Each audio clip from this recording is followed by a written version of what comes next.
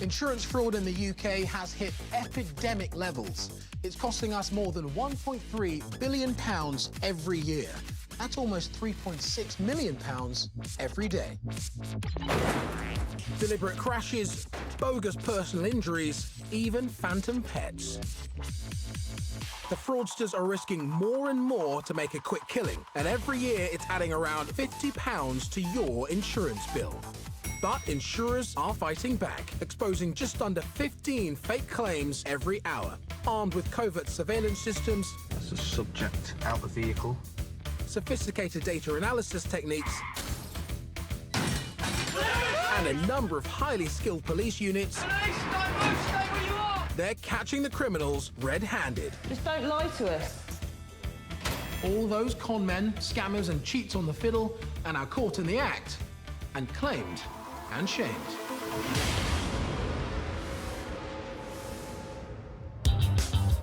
Today, the fraudster that implicated her own son in an incredible life insurance scam.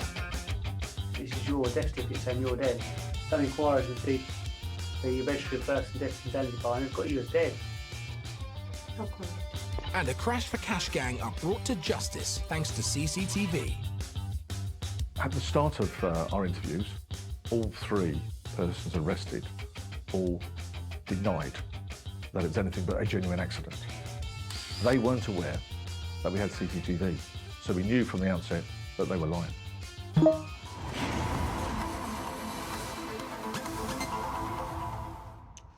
There are many types of insurance fraud. Arguably the most extreme is to fake your own death. However, successfully pulling off a fraud as complex as that is far trickier than just adding a few items to a burglary claim or exaggerating injuries sustained after an accident. The Insurance Fraud Enforcement Department is a specialist police unit that was formed back in 2012. Part of the City of London Police, IFED officers are tasked solely with clamping down on insurance fraudsters. Detective Constable Darryl Fryatt recently completed one of their most astonishing cases to date after an insurer received a claim for life insurance. The circumstances were that Araf Nasib had died on the 14th of April 2016 from a head injury sustained from a road traffic accident in the island of Zanzibar, Tanzania. The claim was put into Scottish Widows by her son, Adil Qasim, who was a beneficiary. The claim equated to a little over £136,000. They did tender evidence that looked legitimate, a death certificate where the accident took place, and the site of burial and the hospital and the doctor that attended to the deceased was on the surface of it legitimate. Because the claim had originated from a country that some insurers deem as being riskier than others, a few extra checks were made before the claim was settled. As part of their investigation, Adil Qasim was spoken to by an insurance investigator. He'd find out details like where Araf Nasib was buried, where she was treated in the hospital, knowledge of the treatment, where she was living in Zanzibar prior to the death being reported. Questions designed so that Scottish Widows could then travel to the country and validate this account in finite detail, which is what they did. However, when the investigator began to make his checks, a string of serious inconsistencies were uncovered. The insurance investigator went to the local hospital, found out Dr. Pandu. He was abroad studying at the time, so he could never have treated Araf Nasib. She was never in ICU at that hospital. She was never in that hospital at all. There was no road traffic accident ever reported. And also the biggest thing, the government in Zanzibar confirmed that although the death certificate is an original death certificate they would issue, this was never issued to Araf Nasib. So all them facts proved this offence to be completely false and a pack of lies. So with no evidence to prove that Araf Nasib had died, it begged the question, where was she? Immigration confirmed that travel was made by Araf Nasib out of the country on the 6th of May via Emirates into Birmingham. With all the evidence suggesting they'd been the target of a life insurance scam, Scottish Widows referred the case to IFED, who wasted no time in trying to track down Araf Nasib. I initially looked at her mobile phone number, which the insurance investigators obtained from her son.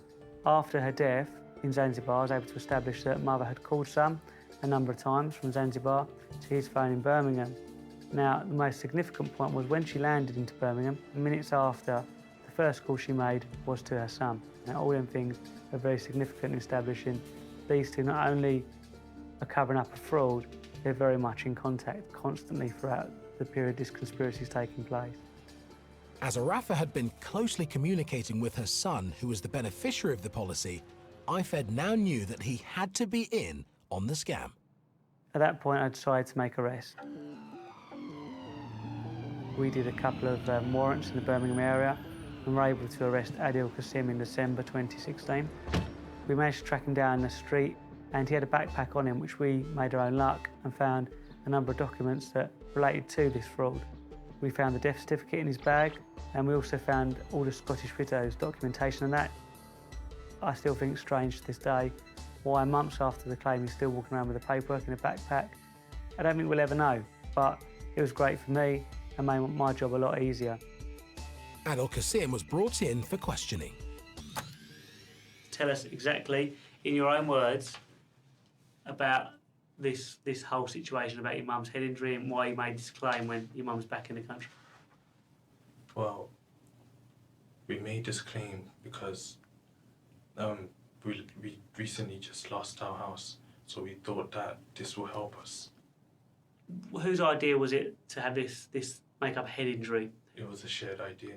Between you and your mum? Yeah. Okay.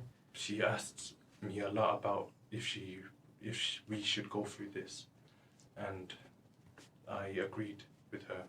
Okay, and was you happy to help out? I had to respect her commands and wishes. Okay. For me, and it's my own personal opinion, it felt like he wanted to get caught, he wanted to tell his story, and as soon as I interviewed him, he just couldn't wait just to tell exactly what had happened, and you know, you could see a bit of relief really at the end of it, that this guilt he'd been carrying around, he was able to tell someone that, yeah, this is all made up. I'll just ask you just a very straightforward question first of all. Your mum is still alive? Yeah. Yes, okay. When was the last time you saw your mum? When she flew back. When she flew back into the UK. So, when she returned at that time, over what sort of period did you see her then? How long were you in contact with her? Through the phone, probably mostly every day. Right. When did that phone contact stop? Or has it stopped? It hasn't stopped. It hasn't stopped. You're still in contact with her. When was the last contact you had? Yesterday. Or, yeah, yesterday night. Okay, all right. So where is she now? Somewhere in Canada. Somewhere in Canada. Okay. After the interview, Adil Qasim did provide assistance to the investigation and provided a number in Canada for his mother, which we used to make contact initially with mother and give the opportunity to hand herself in and come back to the UK. And to give credit to her, she came back at the first available opportunity. In a couple of weeks, she landed in the UK and was arrested also. Tell us what happened. Obviously, you're here, you're alive and well and not dead. Is that correct? Yeah. Okay, so what led to you going to Tanzania then? Stress. Stress? Yeah. I just need to get out. When you flew out to Tanzania, we've spoken to Adil, so he's told us as well. Had you made the decision with Adil to make a fake death claim? No comment. How did he feel about you going away for a long time? I don't know. No comment. I know this is upsetting. I'm not doing it to talk to you or make you upset. I need to know because Adil, he was very honest and very sad about the situation. The whole situation has put your son in a very difficult position. He's frightened. He's not capable fully of organising all this, is he? He said no. Because No. I don't know. Did you maintain constant contact with him while you was not in the country? Yeah, because he's my son, I have to talk with him Yeah, every sure. day. Yeah. Okay, and was you discussing certain parts of this life insurance claim? Asking the progress of the claim? How the claim was getting on? No comment. IFED knew that in order to get the various documents she needed for the fraud, Arafa must have had help in Zanzibar. This is your death certificate saying you're dead. And that was actually registered with the government. Done inquiries with the Registry of Births and Deaths in Zanzibar, and they've got you as dead. No comment. Did you know you've been registered as dead?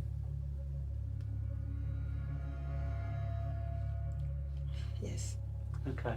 How did you know that? Someone told me. Are you going to say who told you? No.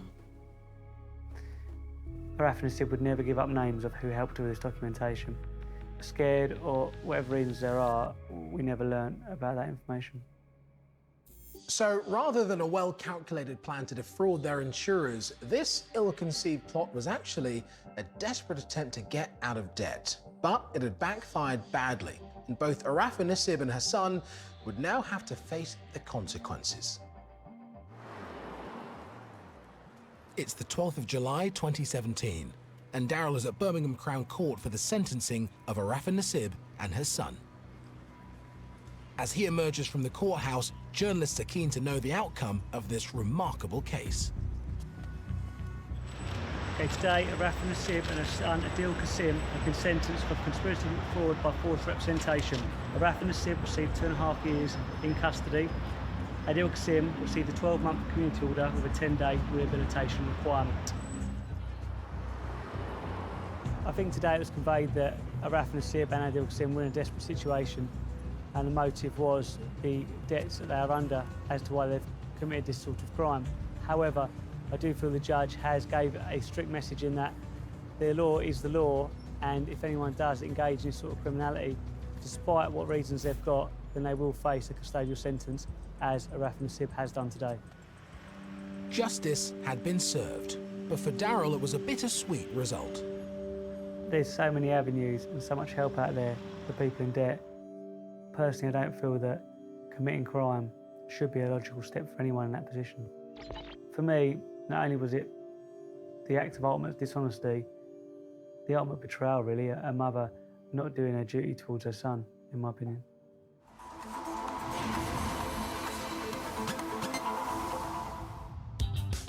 Later, a claim for a lost mobile phone is cut off. What they were actually looking to do was to swap a stolen phone for a legitimate one. The mobile phone is actually showing up as stolen or lost on their system. Can you explain that for me at all? No. It cannot be.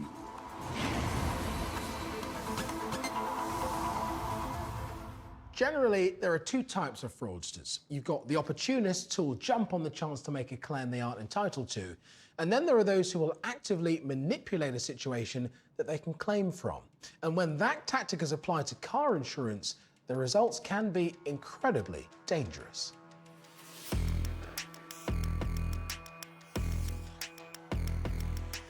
Taking to the road is not without its risks, but when you consider there are gangs out there deliberately causing accidents so they can cash in, that really is frightening. But the public are becoming increasingly aware of this threat, and some are fighting back, as AXA discovered with one of their recent cases. When it came in, it was reported by a policyholder, and he felt he'd been a victim of a cash for crash.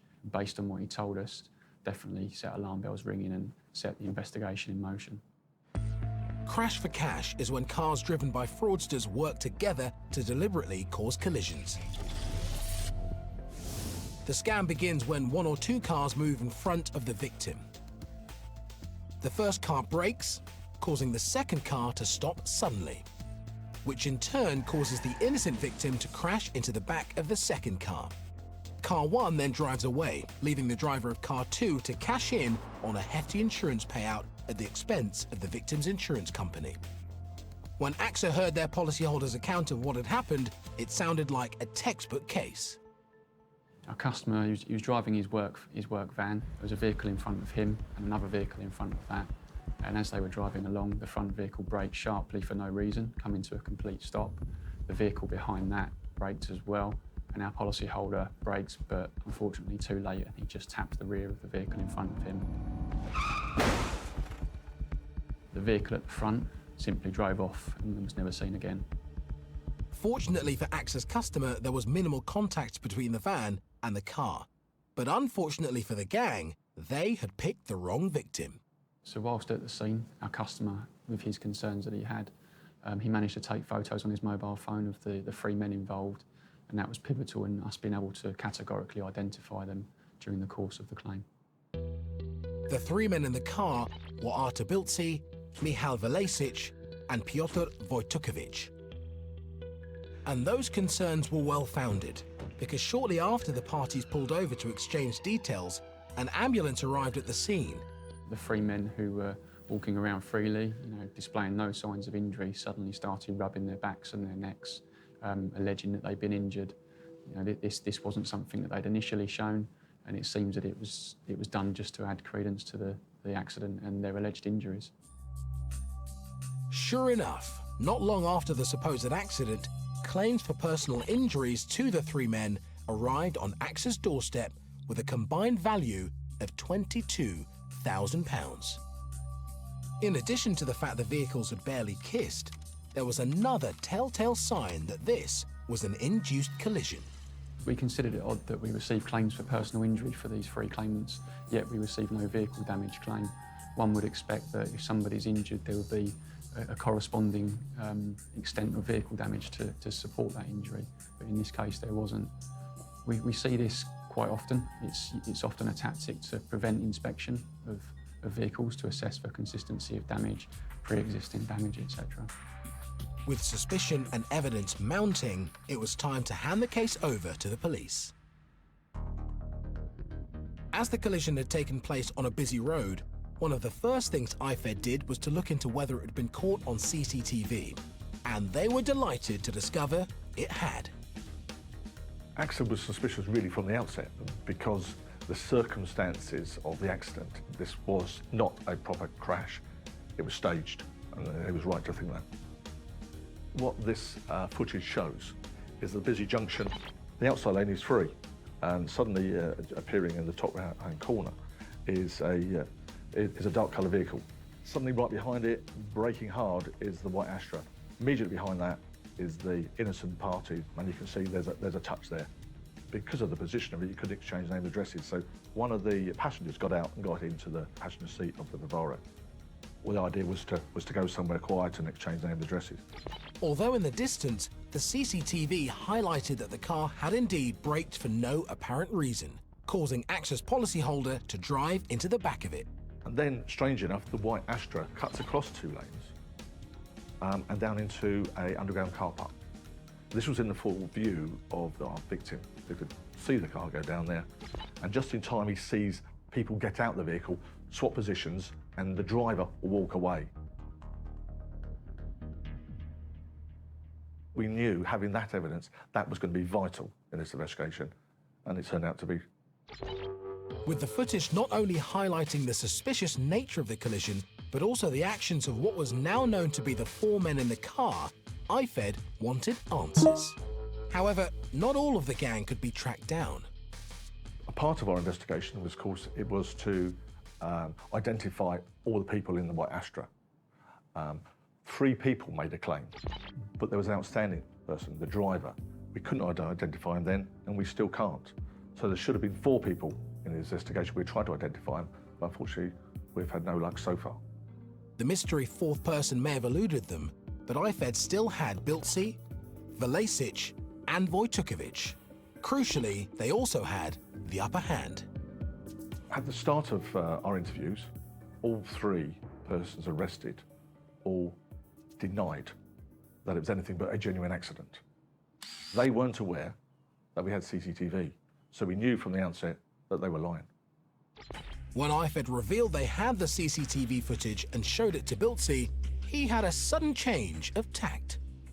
He said that he'd been approached by an individual in a cafe the same day and said, if you do this, you'll get £500 plus keep whatever compensation that you get from your personal injury. So he was a passenger and exchanged seats, got the driver's seat, and that he drove to the location where he exchanged names and addresses. The case had been cracked and the gang had confessed. All 3 individuals that we'd identified were all charged and all pleaded in the London Crown Court. And in February 2017, they received custodial sentence. Michal Velesic got 14 months in prison. Artur Bilci got 15 months, and Pyotr Wojtukovich was sentenced to 17 months behind bars. For both AXA and IFED, it was a superb result. It's very important to tackle this kind of fraud.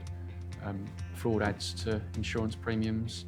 In this particular incident, the emergency services were called to the scene to add credibility to the bogus injury claims that have been presented.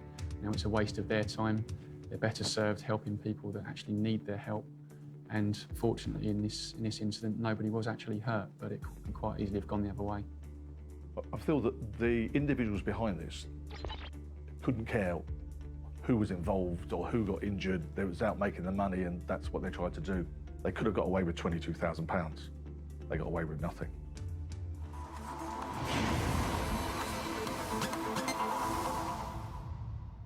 When it comes to insurance policies for personal possessions, there are a number of factors that could potentially render a claim invalid. But of all the boxes that need to be ticked, one of the most vital is that the item being claimed for actually belongs to the policyholder. Whether it's because circumstances are exaggerated or simply fabricated, every insurer has had their fair share of claims that don't go anywhere. But what's slightly more unusual are claims where the item itself is the problem. So, sorry, what's the item that's been damaged?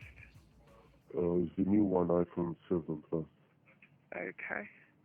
It's still working, I dropped it, but it was a little bit crack on the screen. But 2 days ago, I dropped in the water, and it works, but the screen is blinking, Right. And how did it happen? Left before. And then how was it affected by water? How did that happen? Yeah, the water, it happened at home. It dropped in the toilet, Okay. This is the call that insurers Ensley received from one of their policyholders to report his damaged mobile phone. With not one, but 2 accidents in quick succession, he certainly was an unlucky customer. So it's just as well he had it insured. Nothing really unusual about the circumstances. I suppose the only part might be the fact that there was multiple issues here. So it had dropped and it had also gone down the toilet 2 or 3 days later. So clearly a very unfortunate phone. Now, what we're looking to do, if it's been down the toilet and it's been cracked, what I'm actually going to look to do is replace the phone for you. So we're going to go through our suppliers, we'll have the item collected, and they will just validate it, and then they will send out a replacement phone when the excess has been paid. Is that okay to go through with you?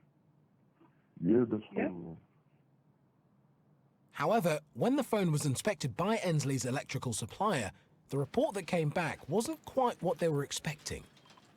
They contacted Apple because it was an iPhone, and Apple confirmed that they had it registered on their records as being a stolen iPhone. It's not every day that an insurer receives a claim for something that's already been reported as stolen. So Simon's team got in touch with their policyholder to see if they could shine any light on the situation. So we contacted the customer and explained to him that from the information we'd obtained, it appeared that this phone was stolen. Straight away, he became a little nervous and started to hesitate in terms of the answers that he actually gave. In terms of the mobile phone that you have with ourselves here, we're actually unable to access the repair records on it. The reason being is that the mobile phone is actually showing up as stolen or lost on their system.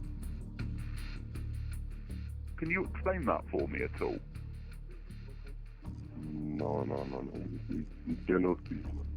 Because this is the one, it's mine. It cannot be like that.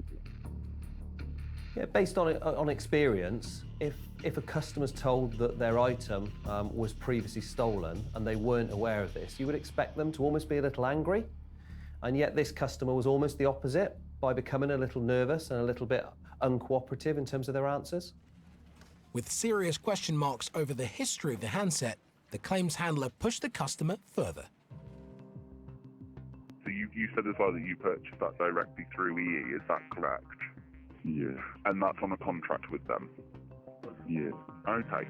So what I can do is I can phone through to EE with you on the line at the moment to see if the phone ever has been reported as lost to them or why it would be showing up as that on there.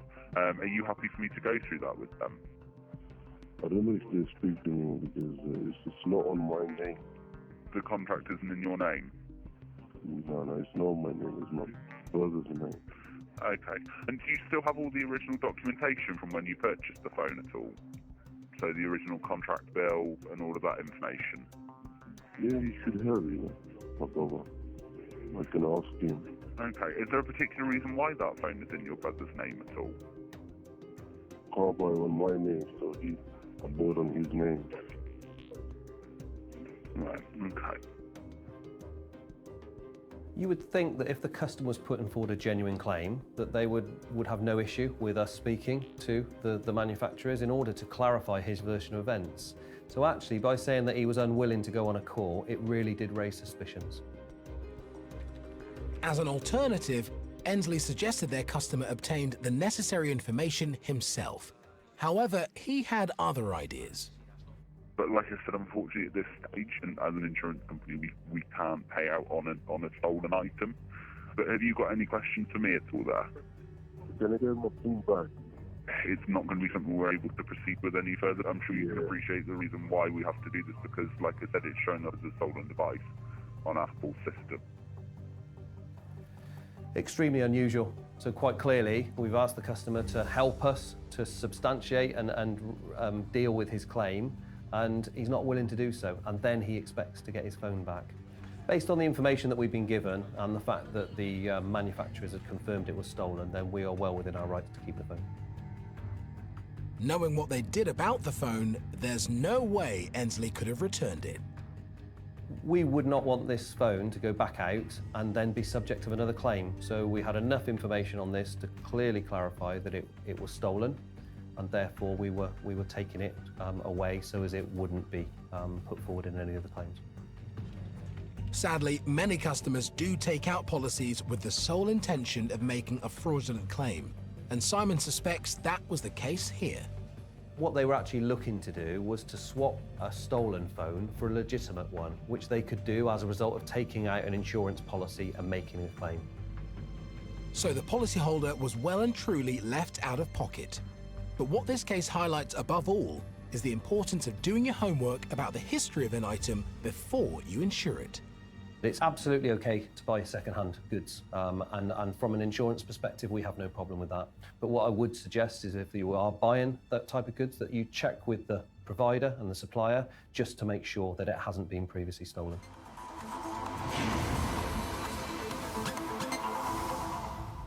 From people chancing their luck by exaggerating their injuries to organised criminal gangs, insurance fraud hits all of us in the pocket. But instead of getting away with it, more and more of these fraudsters are being claimed and shamed.